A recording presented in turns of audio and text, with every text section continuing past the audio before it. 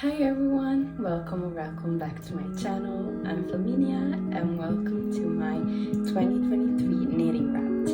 So hi everyone, I'm a bit anxious. This video is a bit different, but it took a lot of effort to prepare. I've done some graphs to showcase my knitting trends in the sense of what I tend to prefer in various topics of knitting. And yeah, I took the inspiration from this video from Emily of High Fiber Knits, and she took inspiration from the yearly Spotify Wrapped, I guess. And I really liked having my Spotify Wrapped this year because it was my first year, actually half a year, being subscribed to Spotify, and I thought that doing the same thing with knitting is genius. So I'm very anxious and I have a lot to talk about, and I'm doing this video also because I've knitted a lot this year, and the everything I knit in 2023 video will come. But yes, as I knitted a lot, it was a year of experimenting a lot, and I guess that video will be very long, and maybe I won't be able to go into too much detail into some projects, and maybe I will forget because I know I forgot to say some things I would like to say. So this video is a bit of an introduction to my knitting, everything I knit in 2023. I won't try on the projects in this video, but I will do that in that video. So if I'm a lot of my phone, it's not because I'm texting with someone, but because I did all of the graphs and all of the organizing in Excel, and the Excel is on the device that I'm recording from, so I cannot really open that while I'm filming, so I took pictures. And yeah, so I wanted to make a list of the categories we will showcase in this episode, and I'll also put timestamps, and I will link things in my description box as patterns, yarns, and things like that. And with chapters, you'll be able to skip ahead if you're not interested in the category we'll be talking about. So I'll be talking about my most worn garment, your guys' favorite garment. Garments that I've been especially complimented about when I wore it in my day-to-day life. My most colorful project, my most used accessories, my most ambitious project, my favorite fabric that I've created this year, my favorite tools, my favorite project bags, my favorite podcasts, and I guess these I put at the end, but they will be one of the first ones as well, my favorite designer, and the favorite techniques that I learned this year. And yeah, and if I have some graphs, I'll put them all on the screen so you can see them as well. So I think we can get started. So yeah, first of all, I'll move a little bit to the side so I can insert some graphs over here. So in general, this year, like, I don't know if I included every single thing that I made. I probably didn't put the things I crocheted, and maybe some other small accessories that might have escaped my mind, but it's fine. And so I knitted 29 projects-ish, where 20 are garments and 9 are accessories. And then of these 20 garments, they're distributed in 7 sweaters, 5 cardigans, 4 camisoles, 1 dress, 1 tee, and 2 vests. I'm really proud of myself because I didn't knit any at all cardigans in my first year of knitting, and you know, I still feel like I need more cardigans, especially lightweight ones and a bit more transitional cardigans pieces, but I'm proud. I almost knitted like an equal weight of cardigans and sweaters, so I was actually happy to discover that. And I also did a graphs to show like all of the colors I knitted in. And I knitted primarily with 7 different colors. I knitted a lot in white, which, you know, it doesn't feel like it. I was very surprised when I was putting this video together that I knitted so much in white. But it's because, you know, usually people make a lot of white, beige, neutral sweaters, but I think that, so I made 7 projects in white, which I think are a pair of socks, a sweater, a cardigan, 2 camisoles, but they look nothing like each other, and something else, I don't know. Then I knitted 5 projects in green, love green, 3 projects in brown, 3 projects in blue, 3 projects in gray, 3 projects in purple, 2 projects in red, and 1 project in black.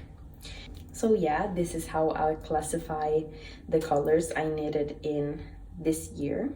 And I would say that about 3 to 5 of these projects were gifts, and about 5 to 7 of them were test knits.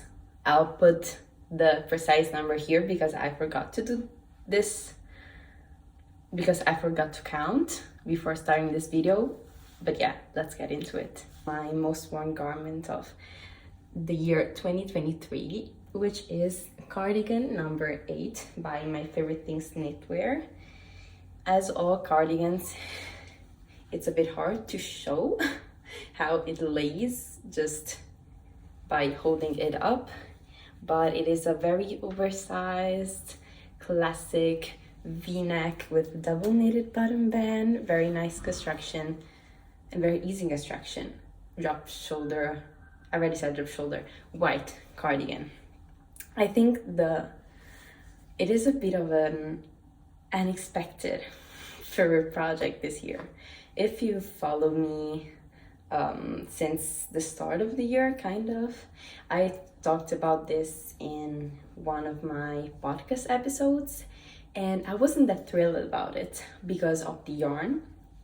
I used Drops Alaska, and I've been able to touch and squeeze other colorways of Drops Alaska, but this particular colorway, the white one, I don't know if this is the bleached white or the natural white, but it is more of a natural white compared to a super stark white color.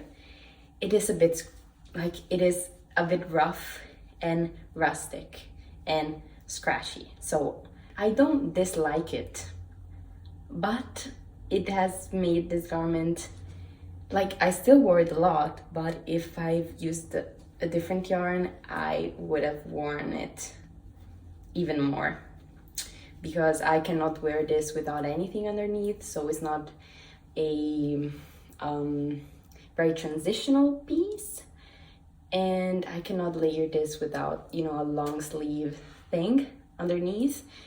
So but you know, it's also a chunkier weight. It is a Aran weight cardigan, so it is a not very transitional piece in general, but you know, I cannot layer this with like dresses and camisoles because it does prickle a lot. And even if I pair this with a how's it called, a very thin long sleeve layer under this, I can still feel the prickle through the t-shirt. But yeah, it is, but I love this garment. I'll probably knit a black version of this in 2024 with a much more tolerable yarn for me.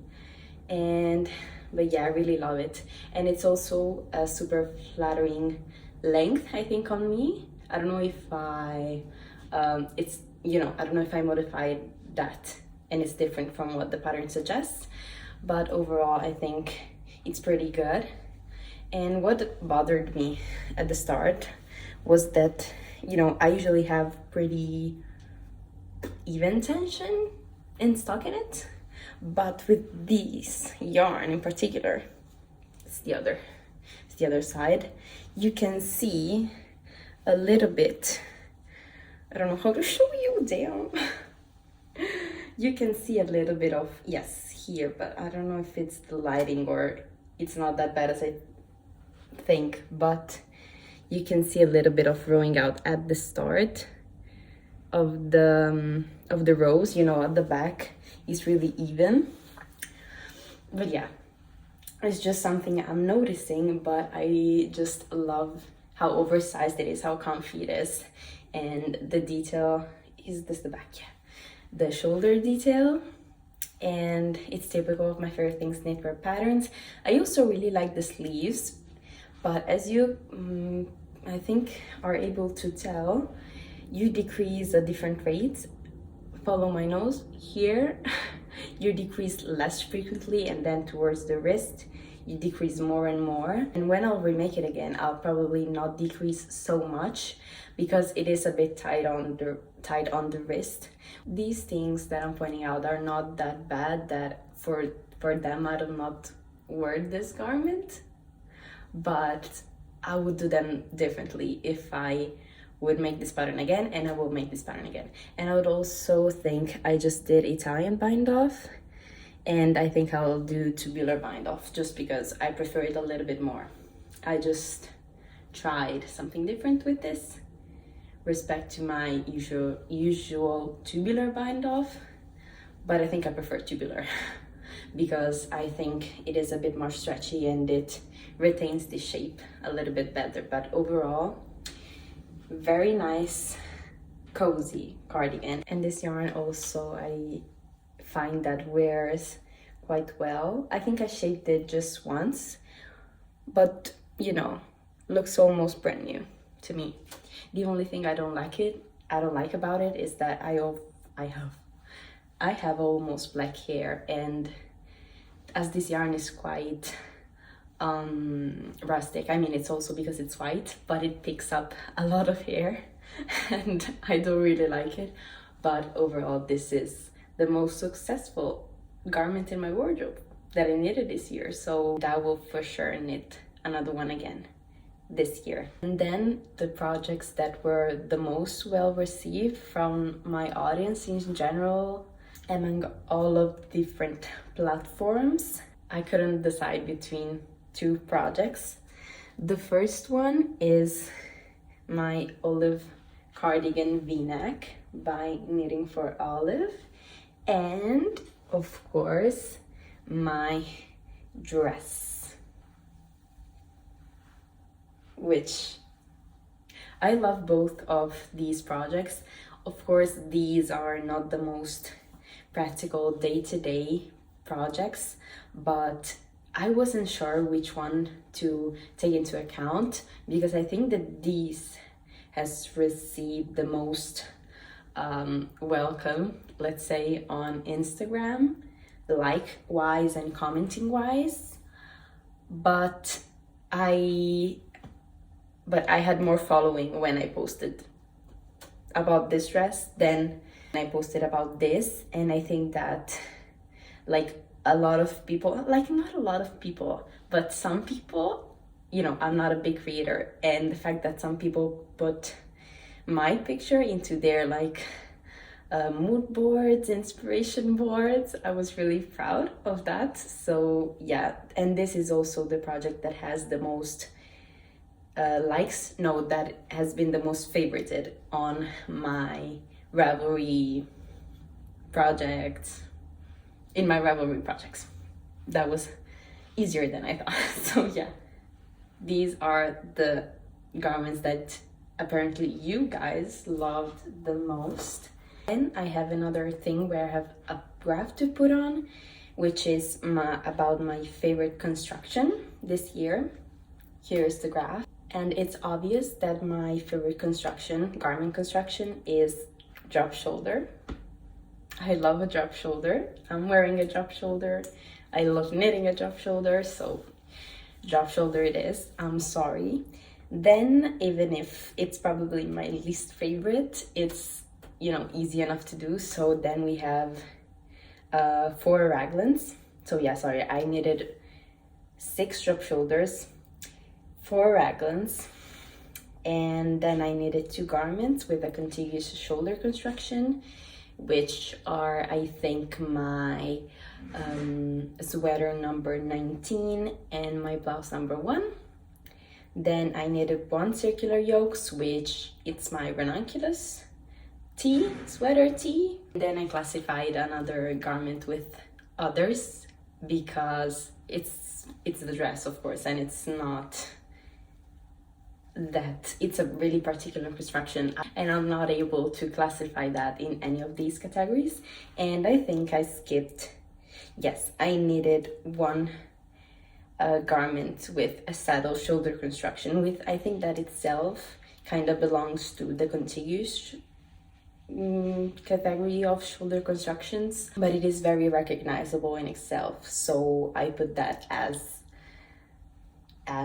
its own category. So yeah, drop shoulder, definitely my favorite sweater construction, and I didn't need the graph to tell me that I love a drop shoulder. So yes, you can see the smile on my face when I say that I really enjoy knitting drop shoulders. And I'm also knitting on a drop shoulder right now, so I think that will be my favorite construction for next year as well. Then for my most used accessories, I had no doubt. It's this pair of Penny Gloves inspired self-drafted pair of gloves. They're knitted in a cashmere yarn, which I think it's probably my favoriteest ever fabric. I've also knitted a sweater in this yarn, and I'll talk about that and I'll talk about that more later. But here they are. They fit really well. I mean, I made them to fit me, so of course they fit. And yes, they're really nice, and I've used them a lot. Here the winter is not that harsh. This year especially, it has been so hot, and I don't really need more than a fingerless pair of gloves. And of course I can always put my hands inside my pockets, so that's also a plus. Then actually here it comes the time of showing you the sweater that I was talking about with the same yarn. And this is my most ambitious project. This is a gift that I designed myself for my brother.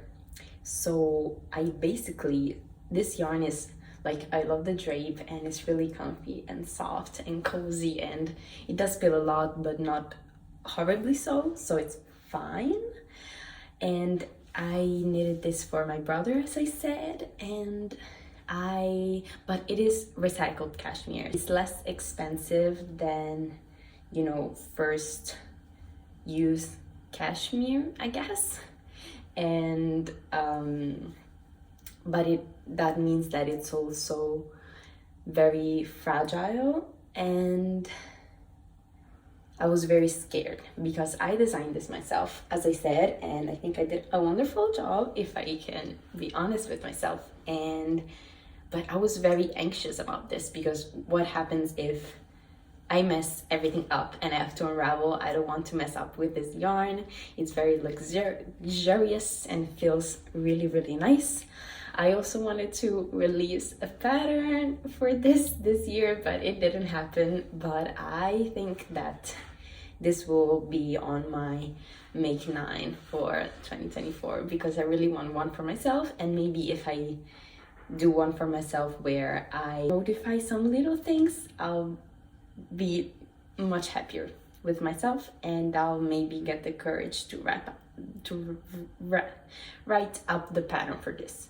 And yes, this is a drop shoulder, of course, and I was really proud of my pickup. I also did short rows, if you can tell. I don't know if you can tell. Let me try to show you. Over here, you can see that this cable is longer before I twist it. And I really like the color is chunky. This sweater is oversized. It's very, very nice. And of course my version won't be in cashmere because I'm not that rich. I'm a student, but I'm really, really, really happy with this. And also a honorable mention to my blanket, which is not done, but I think I'll pick up the pace now that I've decided that I want to knit it rectangularly instead of squared. It's the excavation blanket, and I want it to be big, but at the same time you increase, like you start from an angle, and at the start is very, very fun because you change colors every 2 rows, and also you don't have to weave in the ends because you need 2 rows of garter stitch, and then with the ends you tie them together to create tassels. And yeah, so you knit like one big triangle increasing, and then you go ahead and you decrease. But I don't want to keep increasing. I think it's wide enough, but I want it longer. And also I don't know why I highly dislike a square blanket, because I really want to get cozy in it. Anyway, I have decided to modify it and into a rectangle. So I think that mentally that project will be more inviting to knit on. That's just what I'm guessing. And also for my favorite fabric this year, the cashmere sweater. It's my winter version of my favorite fabric, but my favorite summer fabric is, I think, bamboo cotton blend / anything that has bamboo in it. Look at the shine and look at the stitch definition and the drape of this fiber. It's wonderful. It's so soft, it's silky, and I was not the one to knit many summer garments last year because I kept seeing all of those like t-shirts made in how's it called, wool or merino or wool, like merino cotton blend, wool cotton blend, and I don't really like wearing t-shirts in the summer because it's really, really, really hot, and even a t-shirt, it's too warm to wear over here.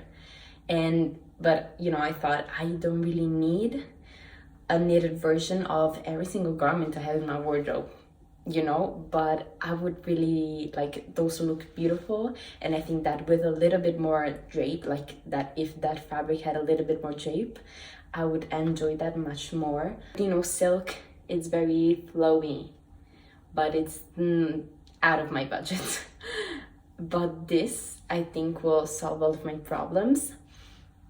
This pattern in particular is the petal drop camisole that I test knitted for Florence Miller of Handmade by Florence, and it looks amazing. As I said, maybe this yarn is not the best for tight fitting things because it's starting to flare a lot at the bottom, because you know I have this has waist shaping. So let me try to explain it. My torso is short and my waist is quite small, so the transition between my waist and like the top of my hips, it's very sloped.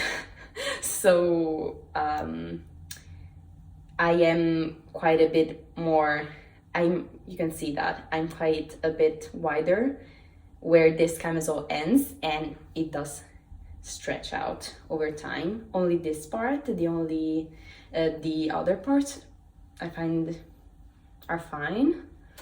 Best fabric discovery this year, bamboo for me. Then the garments I've received the most compliments on by people that I know in real life. It's my camisole number 5. This is I think my boyfriend personal favorite. It fits really, really nicely, and I find this very elegant and very feminine, and I wouldn't say flattering because I don't know the meaning of that. I mean, it depends a lot, but it really showcases like the collarbone area because the the hormones do come in a lot, which makes this not that bra friendly, but I'm not that bothered about it personally. And I knitted this in 100% cotton, and I find that this still has memory. It doesn't stretched out over time that usually people are bothered by cotton because it loses its memory, especially for tight fitting like camisoles and garments. And it does stretch out a lot because it's heavy, but I don't know if it's because of the yarn that I use. It's still comfortable, but it's quite a hardy cotton, so maybe that's why it holds up its shape a lot, but I'm not that sure. I'm not just sure. The lighting is going down.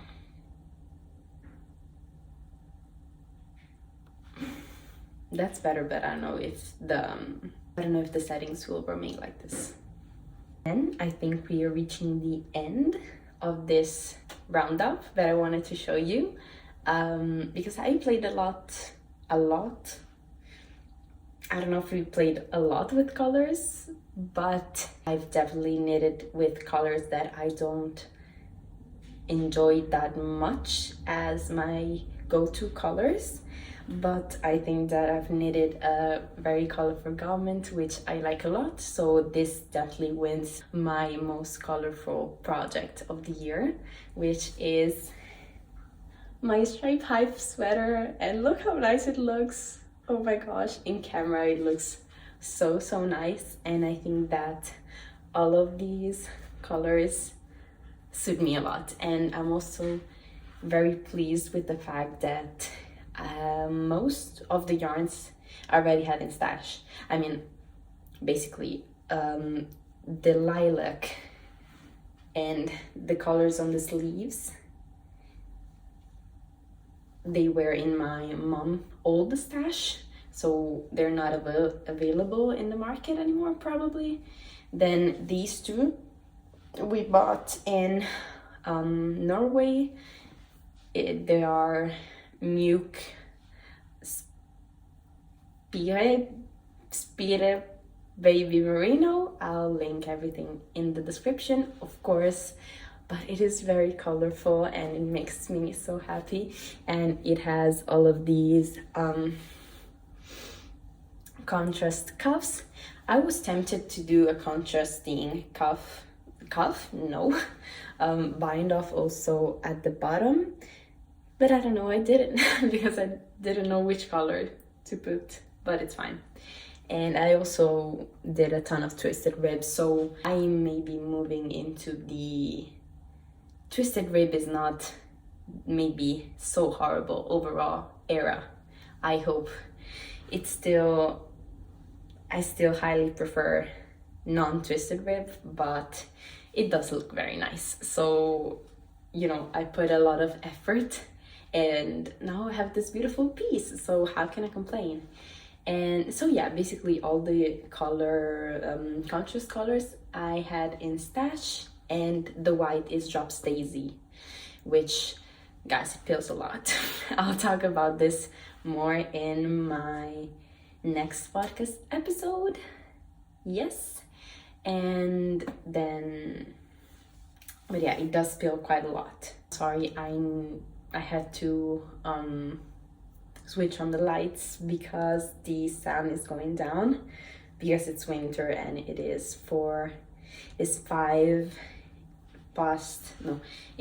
to 5, so it's going down and it's a bit dark. So I hope you enjoy this Christmassy spirit that we still have going on, because we tend to keep the Christmas decorations up till my brother's birthday, which is on the 20th of January. So I get to enjoy a little bit more the Christmas decorations, and I hope you don't mind. I hope you're not over it. So let's get to the next category, and I have favorite tools.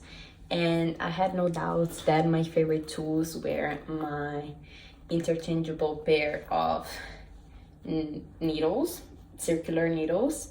They are the Knit Pro Mindful collection, and I use them a lot. Two of them are currently busy in some whips because I still didn't have that crazy New Year cast on energy, so most of them are still here, but I use them a lot. I especially use the smallest sizes a lot because I find that, as you can maybe see, they're not shorties, but they are shorter pairs. I'll pick one up.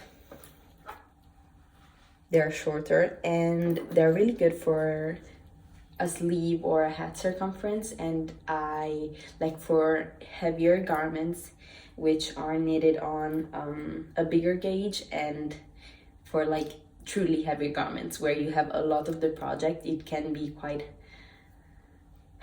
stressful on my wrist to have that small of a needle attached to that heavy of a project.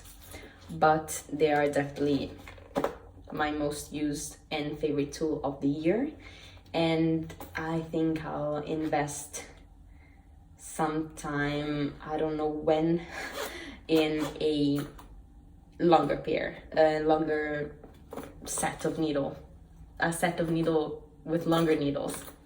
You know what I mean, just longer needles. And then we have favorite project bags, and I don't really have a lot to say. I use my tote bags.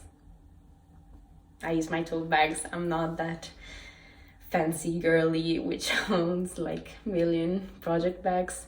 I just use tote bags, which are really handy, and also I can go out in them. So if I want to carry a project, they can act at like it's not obvious that it's a project bag just dedicated to knitting. I can just put some like the other very few things that I need in my day in the bag and just go around for my day, and people will notice like, that's a really weird shaped bag, I wonder where that is from. It's really just a bag. So yeah, really recommend but I think that's quite popular. Then I have my favorite techniques that I learned. So it's very like I think I've grown a lot as a knitter. I've acquired a lot of new skills this year, but I don't know why the time, like this year is divided in sections because some pretty big things happened in my life, and I tend to divide the whole year in smaller sections. And in the last sections of this year, I already learned a lot of those techniques. So I was like, I didn't really learn a lot this year, but I realized that I did double knitting, applied double knitting, bands, bind off, I-cord bind off, applied I-cord, lace, and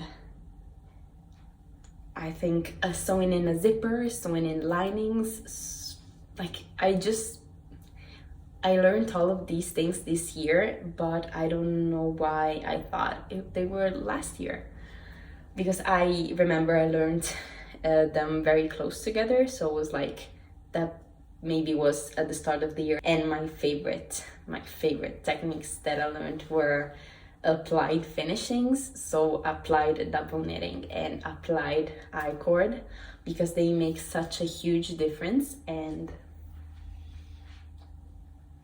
in both of these garments, I've noticed such a big difference.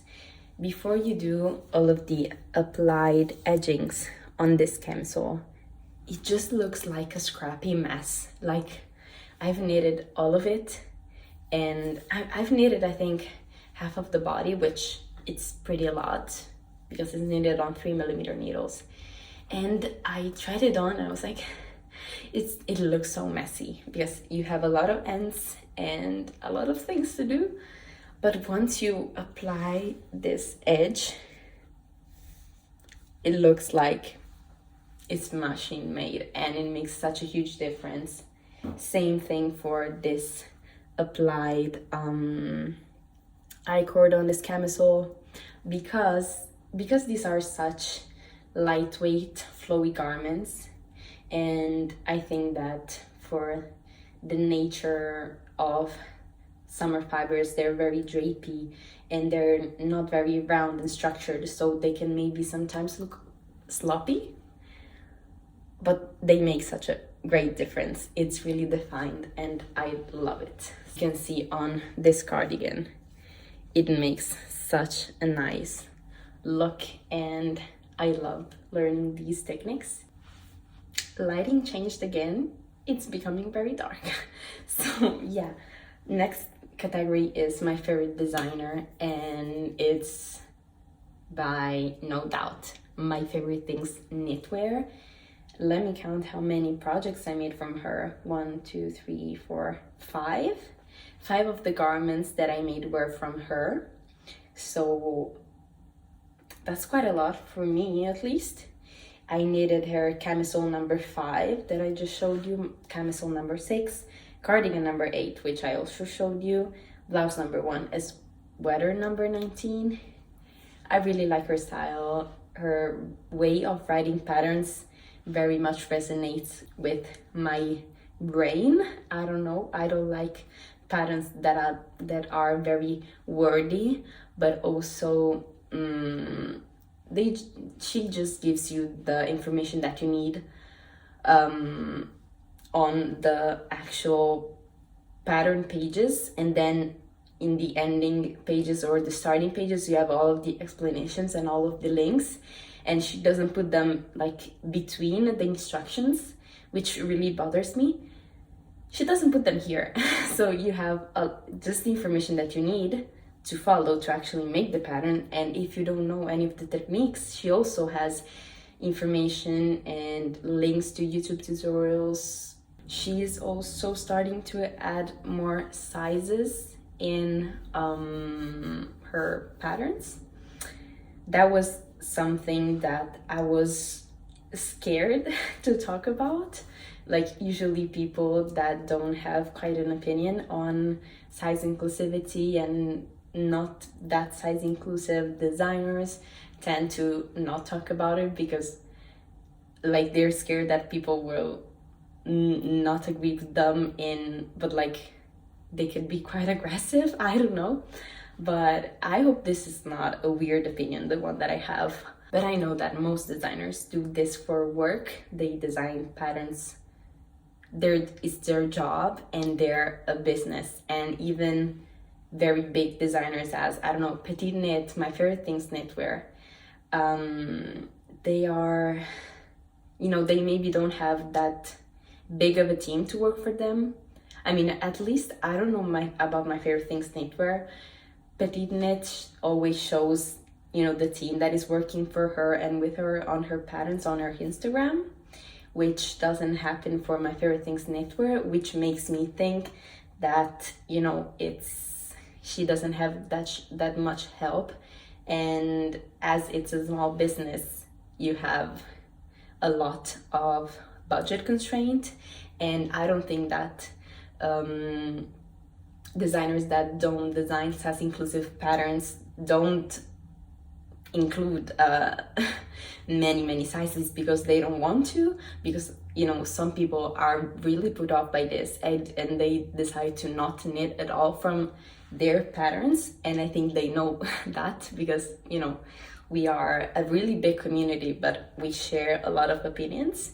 So I think that's pretty well known that this topic is really important for some people, and that if I don't design a size inclusive pattern, some people might decide to not knit that, either because their size is not available or because they don't like the pattern not being size inclusive and they just don't knit it, even if they like the style or everything about the pattern itself.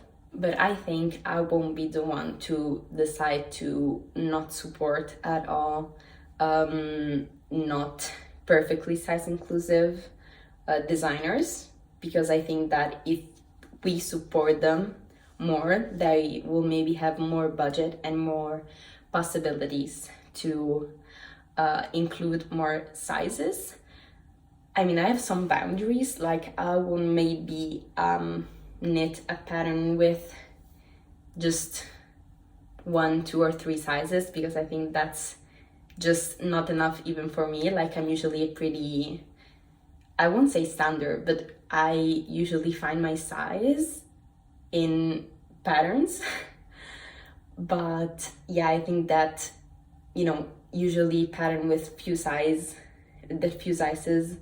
in those sizes, they just run pretty big, and I won't get the custom fit that I would maybe want, but that depends again.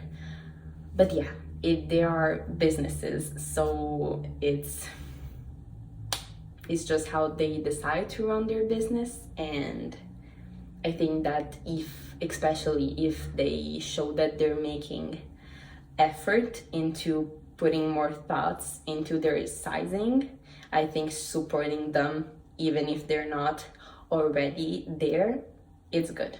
So, and my favorite thing knitwear is doing that. I think, I don't know if she's going back to adding sizes into her most popular, like, older patterns, like, I don't know, sweater number 11, the turtleneck one. It has like 3 sizes.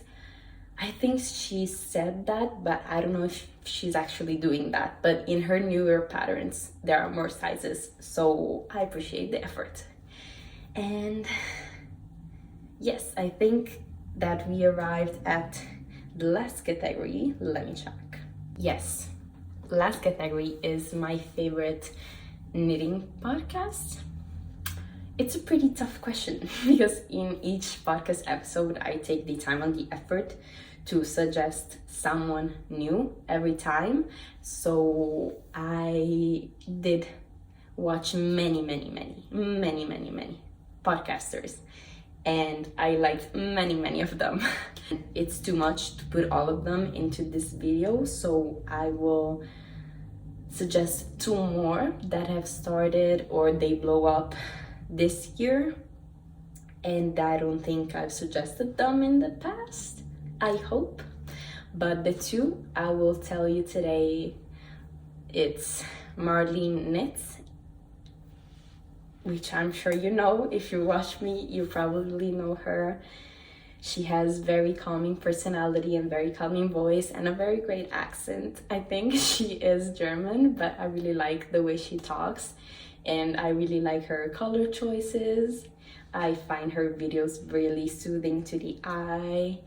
I think she puts effort into trying something new every time she starts a project, either that being yarn types, yarn spinning types.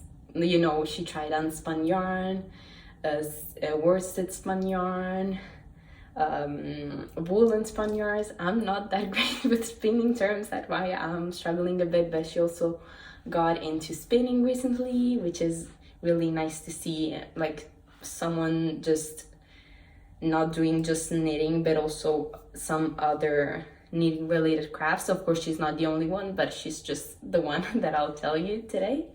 And I really like when she talks about her mental health journey related to knitting. I find that really relatable, and also really that she's just really open, and I really like that. And the other podcast I'll suggest you is Those Twins Who Knits, and just like both Marlene's and Those Twins Who Knits, I get really excited when they put up a new video, and they're really lovely. They're probably identical twins.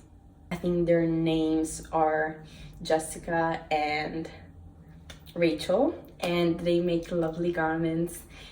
I really love the colors they choose to knit in, and also the garments. They make a good mix of simple stockinette and really intricate patterns. And they also make patterns which are not that popular, and they maybe fit in a different way, like they just don't knit like me, just, you know, drop shoulder oversized sweaters. They have a wide variety of fits, I think, in their knitted wardrobe, which is really nice to see. And I think that's it, guys. This was a very long video. It will take forever to edit. I'll try to adjust the lighting a little bit in editing because this is looking awful and I'm sorry about that. But I think I've said everything I wanted to say, and let me know in the comments if you enjoyed this type of video. If you did, I'll probably do it again next year, and I really hope you do because I really want to do it again next year. So I'm really hopeful that you enjoyed, and I really enjoyed also the preparation of it, doing all of the graphs, and I also learned something new because I've never made Excel graphs, but I study economics, so that's pretty useful notion. So I enjoy that a lot. If you are working on something while you were watching this video, leave them in the comments. I love reading them and I love interacting with you guys. I suggest you to subscribe if you want to see more videos from me. I usually do podcasts, but my everything I knit in 2023 video roundup will come out hopefully soon. And if you don't want to lose any of those, yes, subscribe and activate the bell, I guess. And I really hope I'll see you in the next one. Bye, happy knitting.